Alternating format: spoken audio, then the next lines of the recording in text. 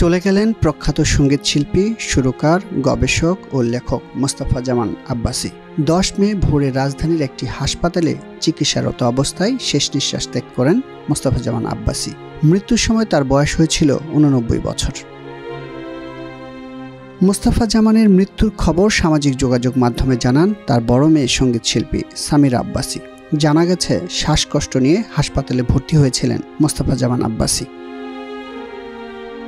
1936 সালের 8 ডিসেম্বর ভারতের কোচবিহার জেলার বলরামপুর গ্রামে জন্মগ্রহণ করেন মোস্তফা জামান আব্বাসী। তার শৈশব ও কৈশোর কেটেছে কলকাতায়। 1947 সালের দেশভাগের সময় পরিবারের সঙ্গে বাংলাদেশে চলে আসেন মোস্তফা জামান। বাবা ভাওয়াইয়া সম্রাট আব্বাস উদ্দিন আহমদের মতো সুরের সাম্পানে নৌকা ভাসিয়েছিলেন মোস্তফা জামান আব্বাসী। এই জন্য ভারতীয় সঙ্গীতজ্ঞ ওস্তাদ মোহাম্মদ হোসেন খসরু এবং ওস্তাদ গুল মোহাম্মদ খাঁর কাছে নিয়েছেন সঙ্গীতের তালিম। ভাওয়াইয়া, ভাটিয়ালি, দেহতত্ত্ব, মুর্শিদি, চটকা, মারফতি, বাউল ও হাসান গীতি সহ গ্রাম বাংলার নানা ঢঙের লোকগীতির গান গেয়েছেন মোস্তফা জামান আব্বাসী। সঙ্গীতে অবদান রাখার জন্য 1995 সালে 21 পদকে ভূষিত হন মোস্তফা জামান আব্বাসী।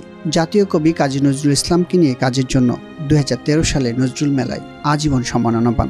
কবি, লেখক, গবেষক মোস্তফা জামান আব্বাসীর প্রকাশিত বইয়ের সংখ্যা 50।